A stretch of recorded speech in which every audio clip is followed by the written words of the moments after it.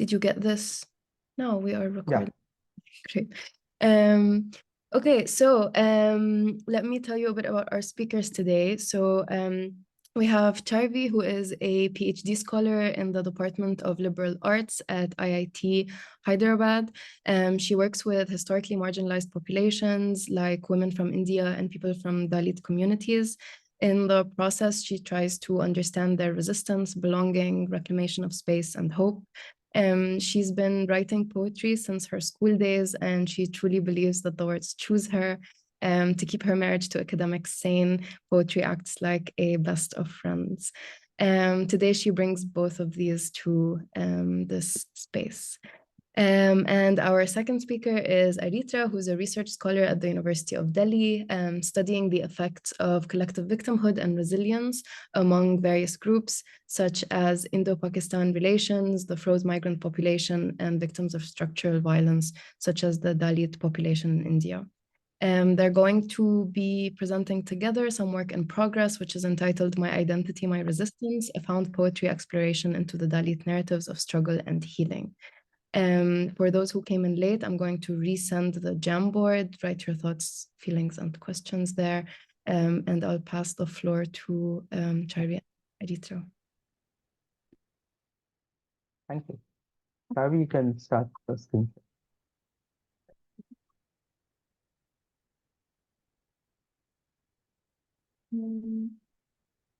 Yeah. As a general first positionality statement or something, I would like to say that both Charvi and I are upper caste in this. Like I'm a Brahmin and she is from the upper caste, and the main person who actually gathered the data alongside us is Akansha, but she's not here. She's not yet here. At least we had asked her to come if she would. And Garima also was very instrumental. So yeah, uh, my identity, my resistance was the title we chose because we highlighted how we understood how identity itself becomes a source of resistance and how claiming their identities have become reclaiming our identity that has been stigmatized has become a source of their resilience and resistance going forward. So not only has it been a journey for us, it has also been a journey for them who have been part of it. There is a famous author on caste by the name Suraj Yangde, who writes, when animals are allowed to sit on people's laps, while even the shadow of a Dalit is forbidden in the house.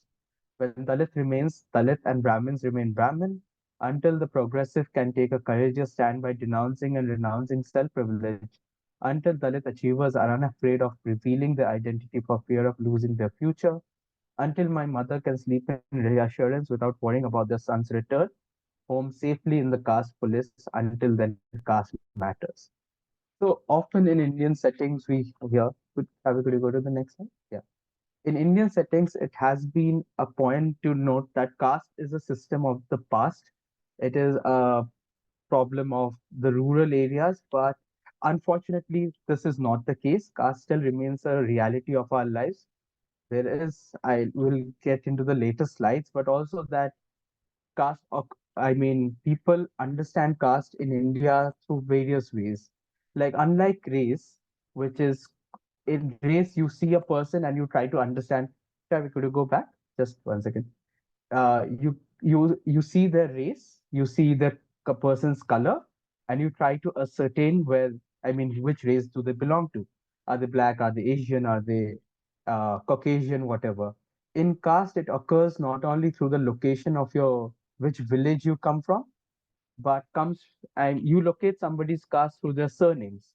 So the idea like Mukherjee or Tandon or somebody being a Meena, we locate it through that.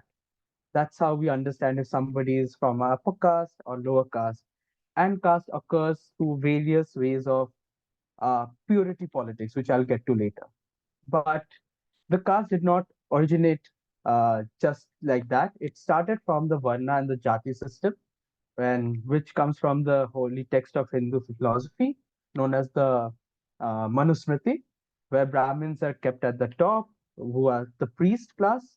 Then Kshatriyas are the warriors. Vaishyas are the merchants or the sellers or vendors, Shudras are peasants, farmers, and everything, and Panchama are the outcast or Dalits who are. So this is basically categorized according to the jobs, if you see. Okay. And so certain caste is allowed to do a certain job. So the outcast is only allowed to say pick the hide of a dead buffalo, or I mean, or become a washerman, or become say the village guard. Like very menial tasks are given, which you wouldn't do, or work in tannery. So many Muslims were asked. I mean, in many contexts, Muslims take up the job when there are no in up lower caste Hindus. So you wouldn't find a Brahmin hairdresser, or very rarely that is the case. So it's very job specific. Now, in the colonial times, then we have a British period where caste becomes more sedimented, more centralized, and it becomes criminal also. Certain tribes are given Criminal Tribes Act, which what it does, it essentializes certain identities. That if you are from a certain tribe, certain caste, you are more likely to be a criminal. Of course, this is very essentialist, and also it penalizes certain groups over the others. Now, this group, this Criminal Tribes Act was not scraped until much later, like 1980s, 1970s. So the colonial laws still persisted until much later.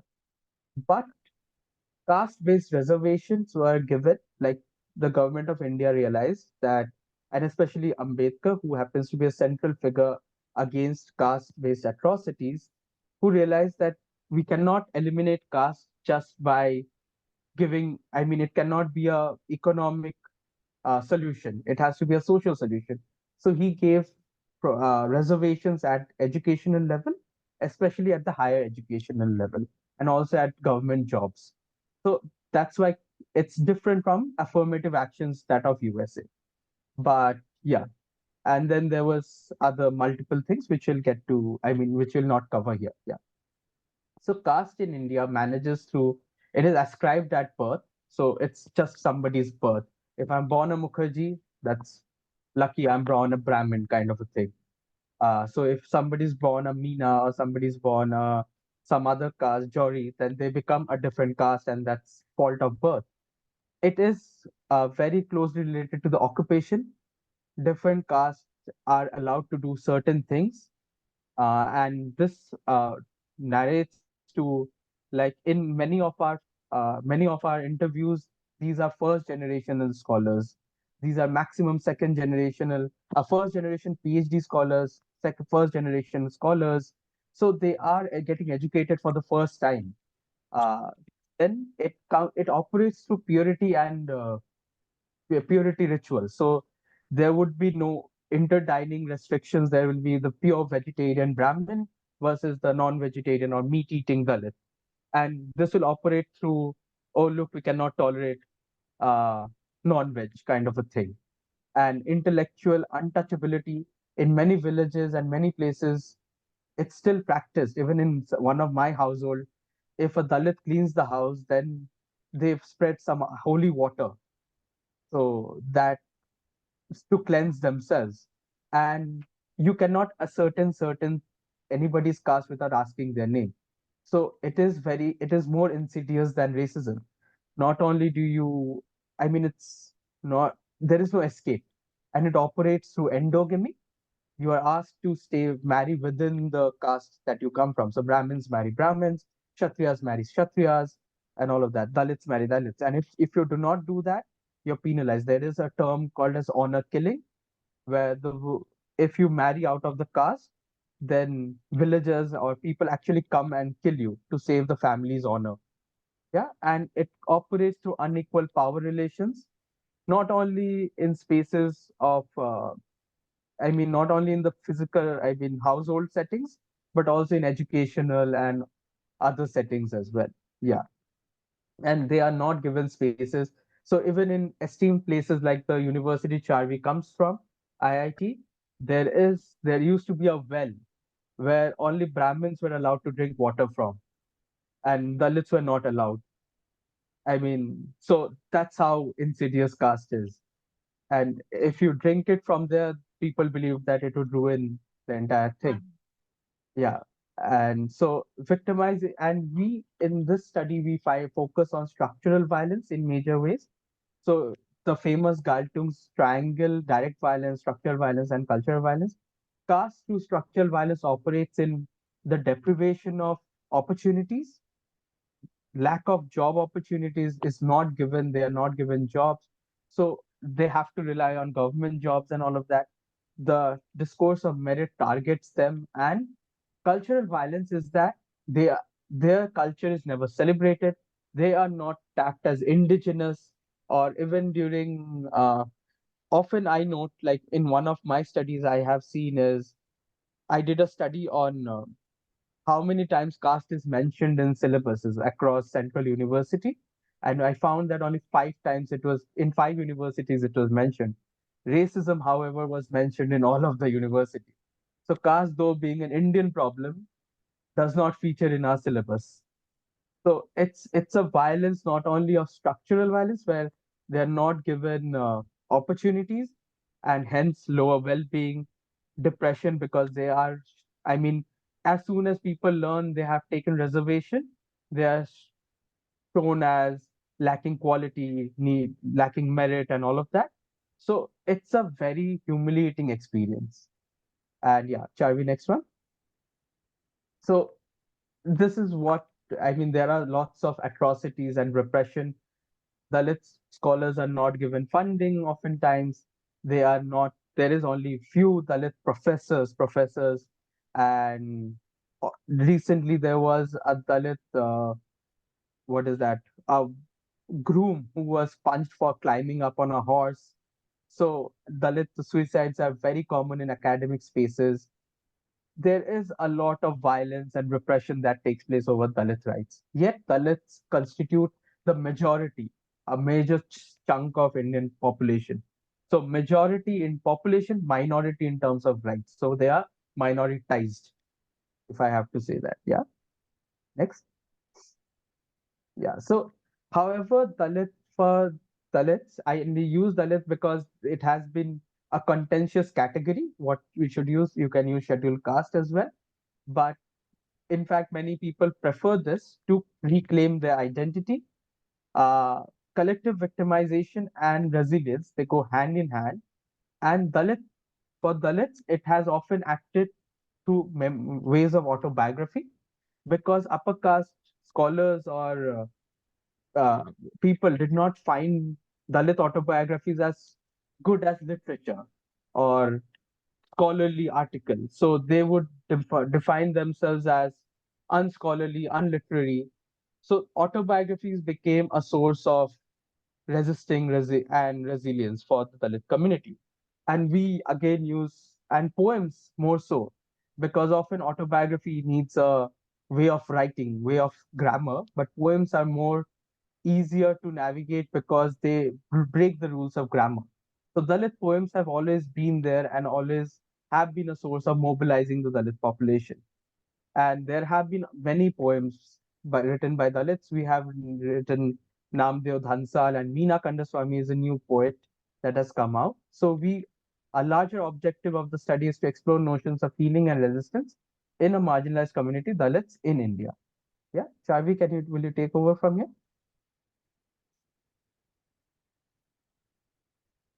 Thank you so much, Narendra. And so when we started our study, we wanted to, of course, understand healing and resistance in people in marginalized community, which is Dalits in India. But we also wanted to give more space to them. So most of the data that has been, or their life experiences that have been uh, written is through autobiography. So we wanted to consider first-hand experiences that could be brought into the research field. Or we also wanted to give them or be a part of their voice creation. So, be a part of their healing and resistance. And so we decided that this is exactly what we wanted to do. And that actually dictates the methodology that we have chosen to the kind of methodology that we've chosen. So after our intensive 1 hour, 2 hour of interviewing, we asked them how they experience victimization and how they heal and how they resist their everyday experiences of marginalization. These interviews went on for hours. And like Aritra was mentioning, Akanksha was a part of most of these interviews. She was requested it was requested that she is there, and she did like a brilliant job in making people very, very comfortable. um, as upper caste scholars, sometimes these being in those interviews also meant we were feeling a lot of emotions. These emotions included feelings of guilt as well, which is what we will discuss later. But um, talking about the methodology, we took these interviews and we used something known as found poetry to analyze the data, to make sense of the data.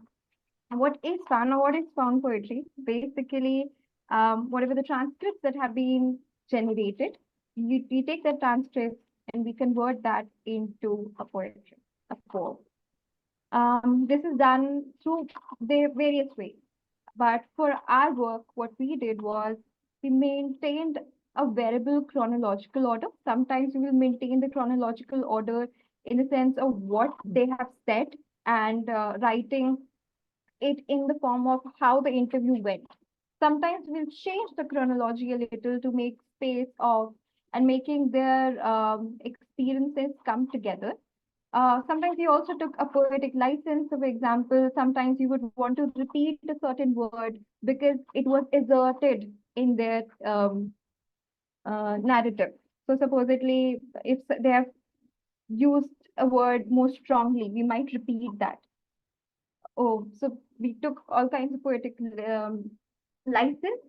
After these poetries were created, we sent them back to the collaborators and use this as a form of member check.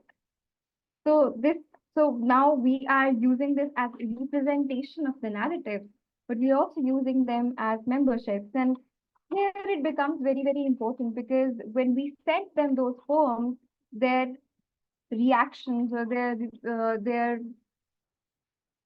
reception to these poems was excellent. 11 out of the 12 participants felt that they were heard during through these poems, and they felt that their voices would be seen. One of the participants, however, also wanted to delete certain sections in a poem because that would make her recognizable. So even when we were creating poems and we were ensuring anonymity, this fear of being recognized was still there. And that is also something that we do consider in our analysis. So let's why did we use found poetry and what could be, let's say, the benefits of found poetry before I move on and show you some examples of the found poetry that we created. The first is that it helps us do member checks.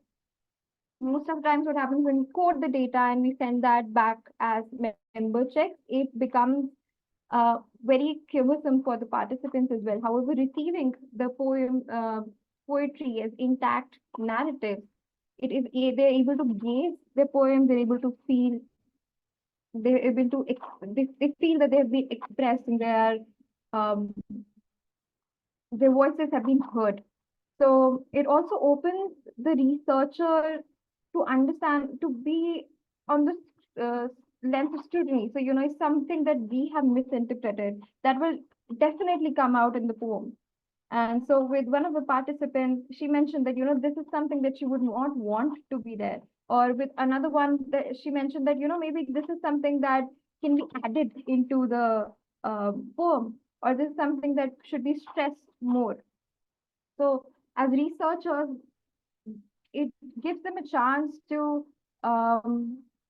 be more active collaborators into research, which is how we are moving to the next point, that it destabilizes the power that researcher and participants share, because it's unsettling not just uh, the researcher gazes, but at the same time through poetry, there's also an unsettling of the upper caste gaze that is coming through.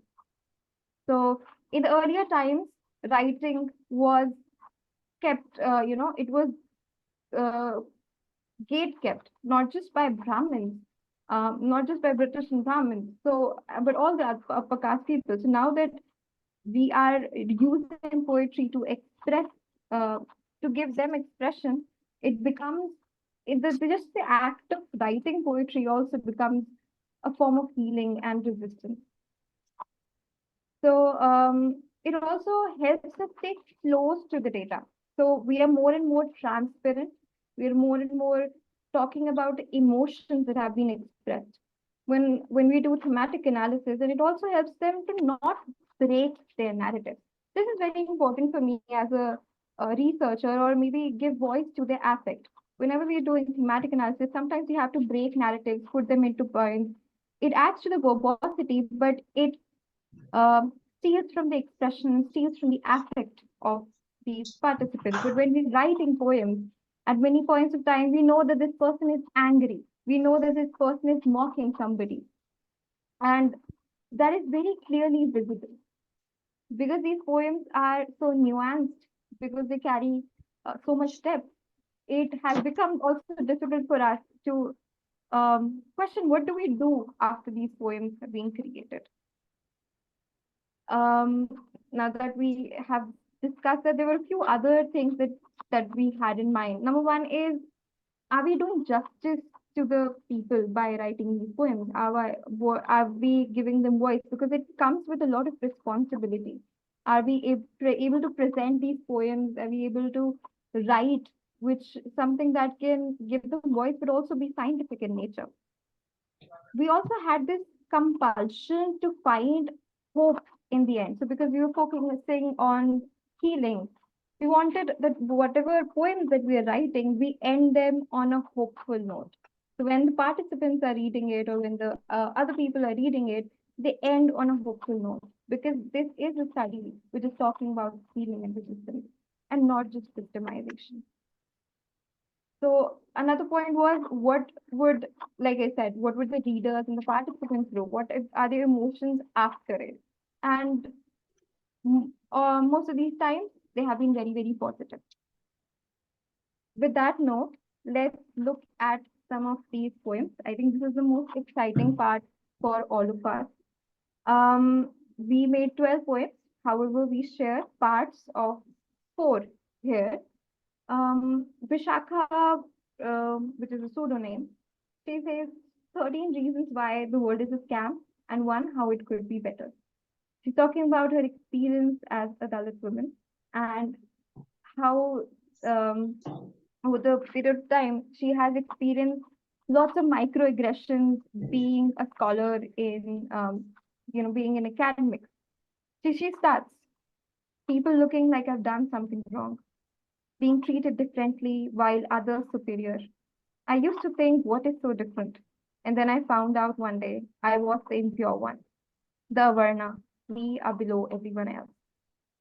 As a child, I had no concept of caste. As an adult now, caste comes to my mind even before language or gender. A personal identifier, a community, a trauma, something that constantly holds me back. In Calcutta, they say they are everybody is progressive, but every other person wears a JNU. Would have studied in Harvard, come back and still wear a JNU. JNU is a sacred thread that is mostly worn by upper caste people to show their um, upper castedness, if that is the right word. They will ask your full name, the community you belong, to know if they can be friends or do they need to hold back. Because if you are a person from the Dalit community, they would need to hold back. Festivals, we will participate because we want to belong. But how you see Hindus call upon a certain Durga, I have never heard my grandmother ever saying that name. For us, God was Harichand, who led massive movements against UCs, protested and preached, singing spiritual hymns like Kabir. She further goes on to say, and this is a very important point because it directly challenges gays, the UC gays. Says everyone is woke in college, but they all marry according to the upper caste Hindu customs. And you, they will not marry up because you believe a shoe is a shoe, even if it is made of gold. So she quoted this one dialogue that her grandmother used to say, which said that um, basically comparing the shoe to their existence, they say that even if a shoe is made of gold, it is seen as something that is belongs to the feet.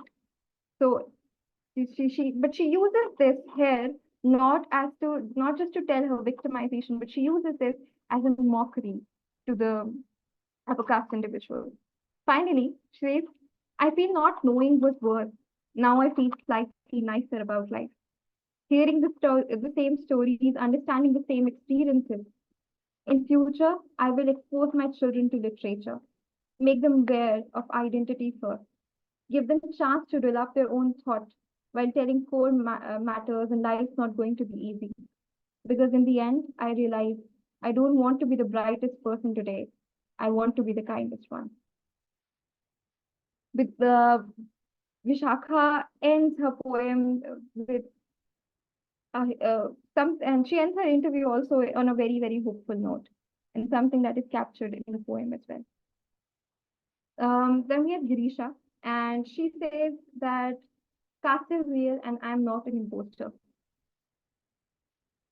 When we are talking to Girisha, she would say that even though her friends would understand this, sometimes they would say something that will make me feel like an imposter. Like all the hard work that she has done doesn't matter. So she says education at least gives a space to fact check, to talk, to see that I'm scoring as good as you are. Thus, my experience will prepare the young for better, more resilience, change in mindset. Discussing with friends there and my struggles and hear real life struggles gives me courage and hope. Courage that you're not alone. Um, many of these poems were actually in Hindi because the transcripts were in Hindi, but they have been translated into English for this presentation. Then we have Gaurav.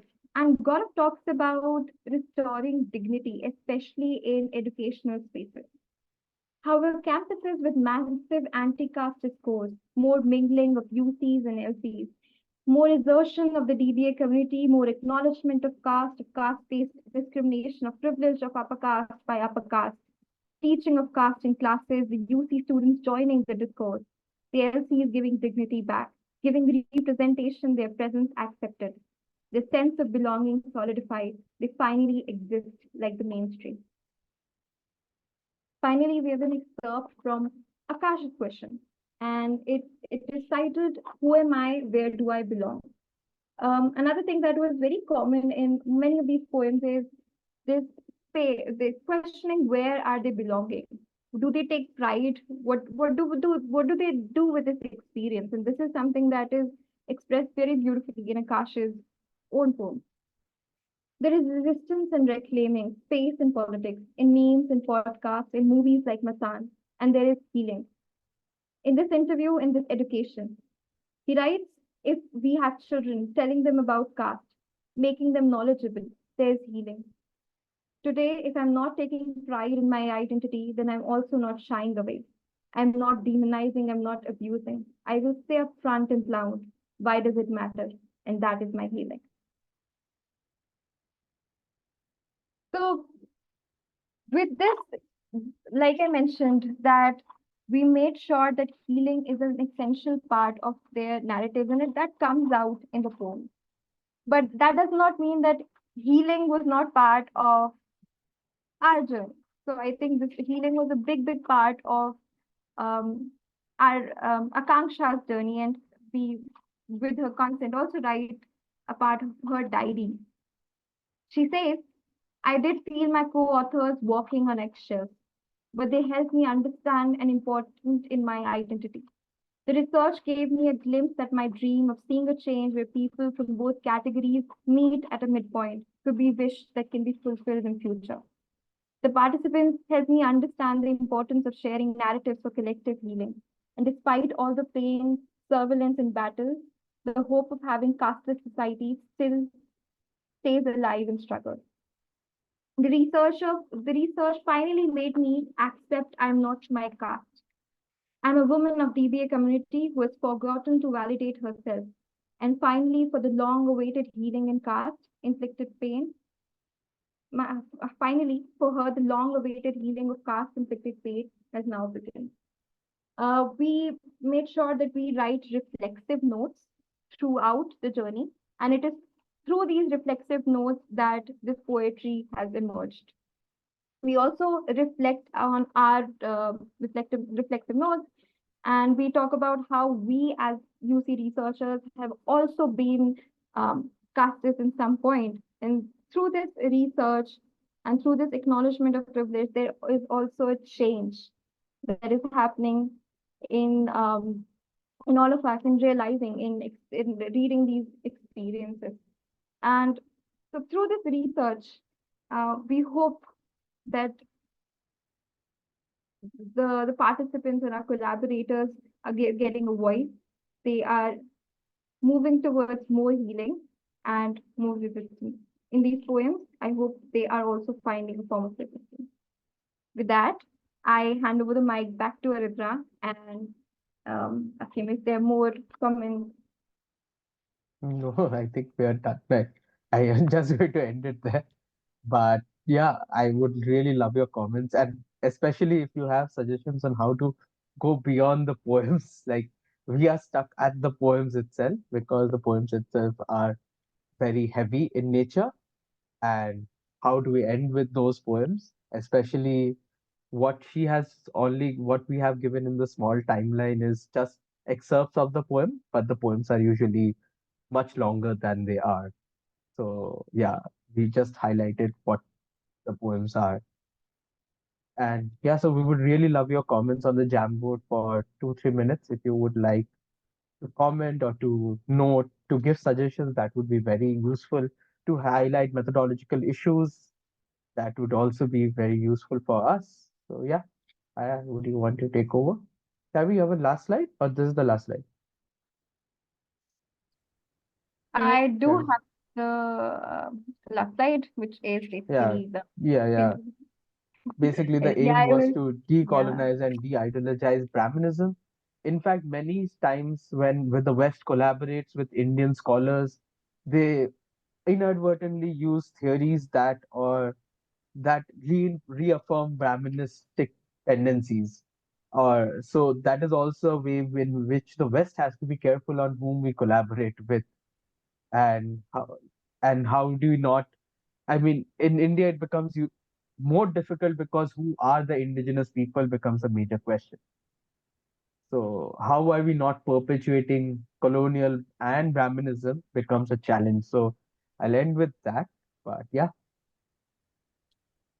and right. Akansha is also here. I'm so glad Akansha could make it.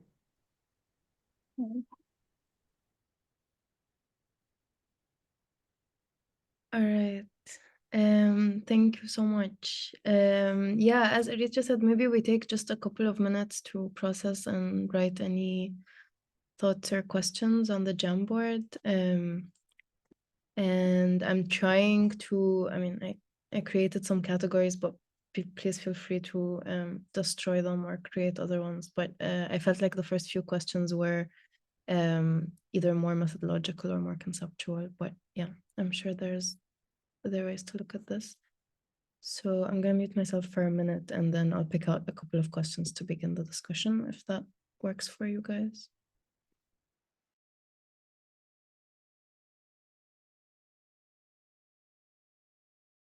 Yeah, and if there is some problem in understanding of the question, you can claim your question and say, well, that's me who has written the question, and this is what I mean by the question.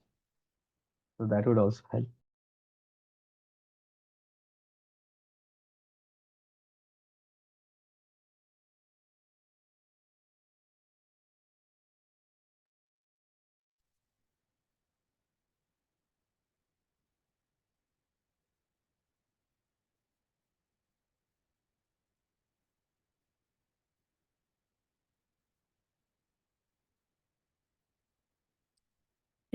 should we start with the smaller methodological questions? I actually think one of them, Charvi, answered it after it was written, if I'm not mistaken. But there was a question about language. So what was the Yeah. language or register utilized in interviews? And would that have played a role? And also geographical location. Yeah, we used I mean, if the person talked in English, we talked in English, but majorly most of it was conducted in Hindi, which was later translated to English. Yeah. Before it was just the poems were in Hindi itself, but later we translated them for the consumption of the Western audience and the other people in India who do not read Hindi. So yeah. Okay, and then the second methodological question was one I wrote.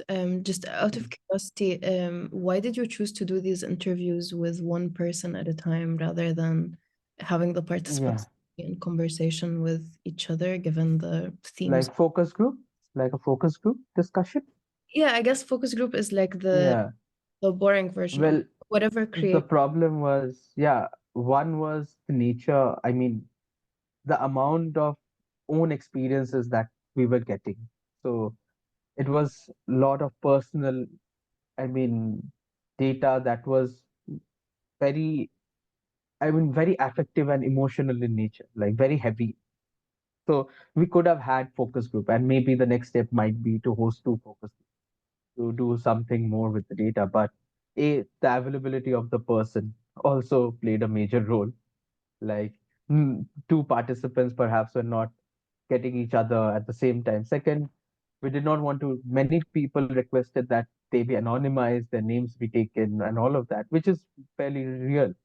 But also, it created a challenge. Do you want them to know each other? Because knowing caste also becomes a major problem for all of us. I mean, not all of us, but for them also, it becomes a major problem. As soon as it's out, everybody knows who you are. And that plays in the role of casteism.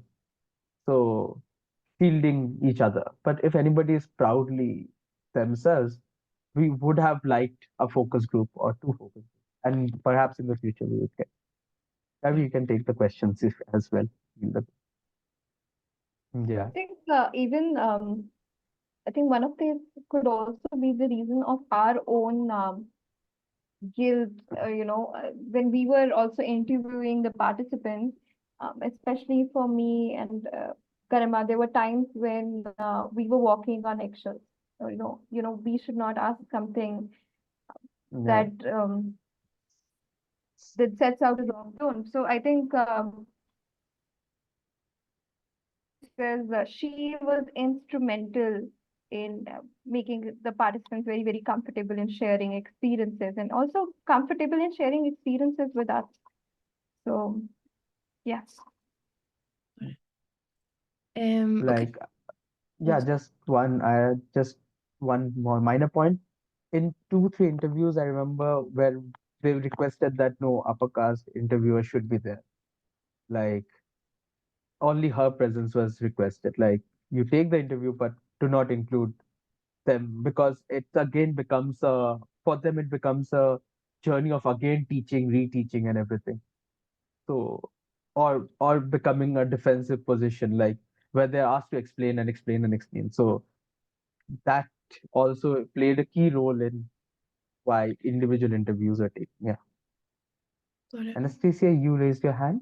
Yeah, I just had a small question about the who was participating in the interview. So I understood that I understood then that is the participant, Yeah. the leading person who conducted the interview, and one Yeah, of yeah. you two were present, but sometimes it was like so two at least two interviewers and the participant, and Yeah. and I wonder if that like Or at least one I mean only Akansha was present, who is from the Adivasi community.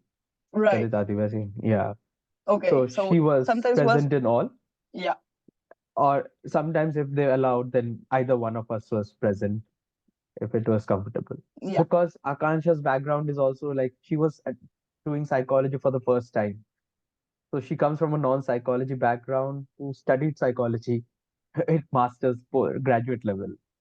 So she was also navigating the methodological journey. Yeah. So she Mhm. did a good job.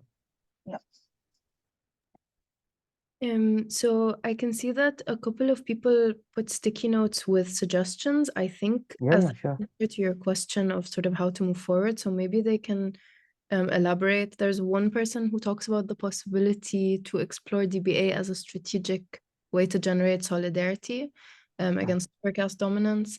And then someone else had a more methodological idea about thematic coding. Does anyone Yeah, elaborate? want to highlight what is, I mean, we would really want to know if you would help us. DB as a strategic way, could you just elaborate on that?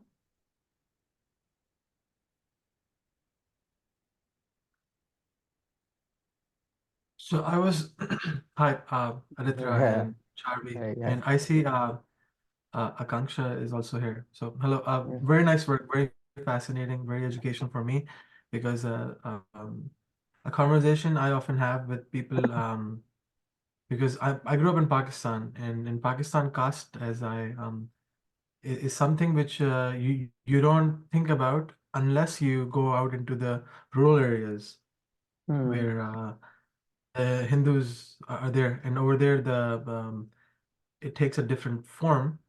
And one of the things I was thinking about is it's usually from a social identity perspective. Uh, Is he it cracking or is am I cracking? the experience of otherness. The Experience of experience, am I otherness. cracking? Yeah, yeah, yeah. Now you're not. Yeah, I think it's my internet. So I was saying that Yeah. they might be possible to explore how what are the different experiences of otherness, whether is it through friends, family, in the university spaces, is it through Hmm. experiences of the systemic disadvantage as far as comes to Hmm. jobs or marriage, uh, Yeah. and how does that create the strategic category of DBA, Caste for itself. example? Yeah. Yes, and Okay. basically what I'm thinking is that what is the role of critical consciousness and developing this critical Hmm. identity, Yeah. which Yeah. people are often leftists used often call DBA. Yeah. Yeah. So in our interviews, what we found was in the encounter of the upper caste, the the caste identity is highlighted. Like it could be, and majorly in college, that's when they get the reservation, and that's when people, I mean, upper caste feel that they have wrongfully gotten uh some leverage to attend college, like which should belong to upper caste or something. Or so that's why at that end, I think that's when the caste violence for many of our participants took place. It took place otherwise also, like in finding housing, in jobs of like their parents' jobs, where one person mentions that my mother was not invited to festivals because she is Dalit, and we were not invited to. Many people did not allow us to play with their kids because we just did not belong. So it starts, but it's often the parents who shield these reactions. But it would be a very interesting exploration how it is strategically used instead of it Mhm. becoming a moment of victimization, how these shaped their experiences of what could be done in the future, of how to Yeah, navigate the there's world. a Yeah, there's a yeah, paper sure. by Edward Bonilla Silva about racism without racists. It's Oh, a yeah. where the colorblind ideology thing started in the United States is racism without racists, and he interviews American college students. Wait, why is some channel learning? I have no idea. Are you Yeah, yeah. watching? Are you watching? I was Uh, watching cricket before, but I do not know why. Yeah, racism yeah, without race. so I was saying that Bonilla Silva, he has a fascinating example of deductive coding. I think Yeah. on one hand, this is fascinating, but in order to have it in a journal, I think one way to do it is to use a specific form of thematic coding, which I think Bonilla Silva Hmm. uses very well. And uh, there's another group of people in New Zealand, I believe. Their name is Wetherill and Potter. Yeah, yeah, yeah. Critical Social discourse identity analysis. theorist, Yeah, yeah, discourse yeah, yeah, analysis. I think, yeah, yeah. yeah, like that would be really beneficial as a way Yeah, to analyze absolutely. and because yeah. Thank you. Thank you. Yeah. There's another methodological question you're hinting at. Uh, Um, No, I think methods wise, we got through them. There's a couple more conceptual ideas, but then there's a question Hmm. sort of on the side. Maybe you can talk about that. So, can you share more about the creative process of found poetry? The person says, I think that sharing or publishing this work from a methodological perspective, is very valuable. So maybe if you Yeah. can say a bit more about the sort of creative portion, between the interview and the poem. Yeah. Shavi, what do you want? So, Okay. So the creative process, especially how we worked with the data was that for me, it was going through the data a couple of times and highlighting what was very, very salient in their conceptualization. Then putting those words on the side, and then also understanding what are they trying to say in a particular paragraph, and if I can summarize that paragraph using their words together, and then all of that would go on the side. All of the words that I've extracted would go on the side, and then slowly and gradually would be putting all of that together into a poem. Sometimes, let's say, this would be done in a chronological order of how they have said it in the interview.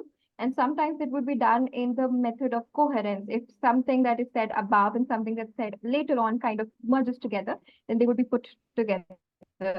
And the idea, then again, one thing that was done deliberately was leave the poem on a hopeful note. So taking some of the context that they've said maybe earlier and then putting that on the end was very, very important. I also made sure that sometimes, taking the poetic license where I would use alliterations to make the poetry more um, like and also using maybe words that could rhyme and they sound like a poetry. So that was also considered a lot of times. But writing the poetry, that one creative part, but also making sure that I do not miss out on the narrative was very, very important. That's why the poems were, oh, my voice is cracking. I'll just switch off the video. Okay, so one thing that I made sure very, very importantly is not missing out on narrative. That's why sometimes the poems were very, very long because we did not want to miss out on what they're saying, which is so yeah, that was important.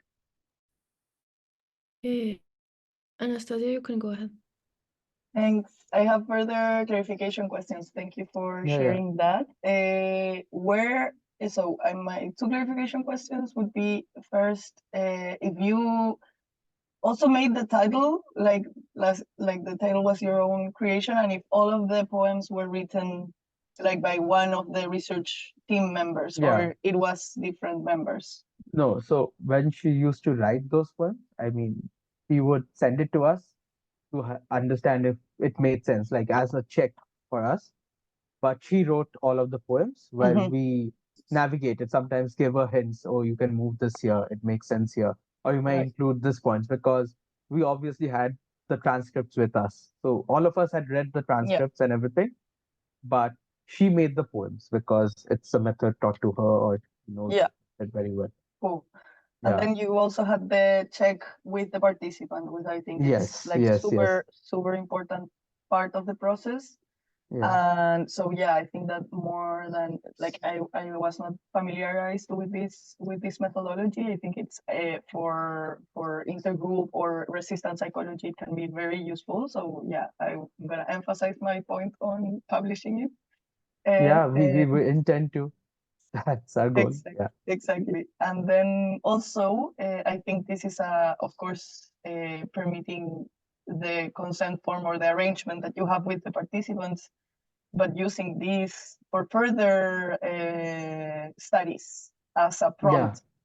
I don't know if you're thinking on that, but like We would have this, to talk to them after this yeah, because how we asked them if we could publish this as a compendium of sorts, and which they were more than happy with, but we have to ask, as prompts, can people relate to it, or as a source of connection or something like that? Yeah.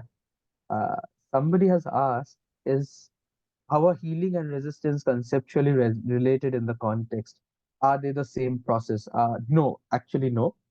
The resistance comes from challenge to power, challenge to the upper caste logic of untouchability, of occupying space, which we could not give a lot of focus. But obviously, occupying space, uh, ta- taking on reservation, justifying reservation, highlighting Ambedkar's contribution. All of this we missed because of the paucity of time, but also we wanted more to focus on the healing than the resistance itself. Uh, Focusing on education, why they deserve education, and what is the role of educating the community, becoming mentors, and then using platforms like Reddit, Instagram as communicating, creating social consciousness, highlighting the political wins and political goals, affiliation, aspirations. These were all part of their resistance, where healing has been through their aspirations and also understanding the self, reclaiming their self, the stigmatized self, that is. Yeah. So they are not the same. I mean, but one is the logic of resistance is challenging the power, the logic of power that wishes to keep you at one place, whereas healing has been, how do I take this power and this destructive power and mobilize to better myself, or mobilize to better the goals of my, I mean, the whoever comes next. Yeah. So I asked this question, so thanks for answering it. Can I just ask a quick follow-up? Yeah, yeah. Was were so it seems like the title of the talk is about these two themes, and I see that you highlighted more the healing than the resistance. Were the interviews structured in a way to sort of probe these themes, or did you talk to Yeah. them about their okay, so you asked them Like, specifically about their healing and resistance processes? what does healing mean to you? What is, in general, how do you counter this? What does, I mean, first we ask, what is casteism? What is caste? Have you Okay. encountered caste? And then usually it used to be a negative reaction, because obviously, and then we used to say, how did you challenge it, or what did you do about it? And then it become like everyday resistance. It's like, so it could be poking, or I mean, making a joke at somebody, or touching somebody could have also become resistance, or not answering what is their name, or not revealing their surnames. Like, if you just reveal Mukherjee and Tandon, that reveals our surname. I mean, our caste location. Just not doing that is resistance. That that which tries to box you. Yeah. So we Okay. did move from there and then move to the aspiration. Yeah. Okay. And last, just tiny question. Yeah. Yeah. Did you tell the participants that your plan is to end the poem on a sort of positive, hopeful? Yeah. Did you Yeah. get any resistance to this idea or any like No, not to this, but to basically one person resist. One person did not resist exactly. He was like, yeah, this is good. I mean, yeah, okay, whatever you do with it. But she was just like, do not put this information about me there. I mean, just one of her, I mean, ancestors' achievement. She said, do not do that. And we were like, okay, sure, we wouldn't.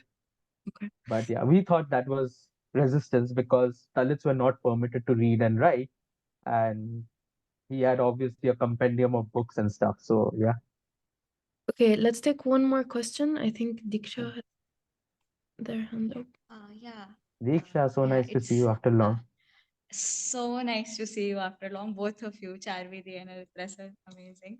I just had this one thing, if you could just elaborate a bit more about the member check phase. So, Mm. since in this kind of a research, you are kind of giving something to them, you are adding to their narrative a bit, you are recreating their whole thing into a different creative output, and you're giving it Mm-hmm. back to them.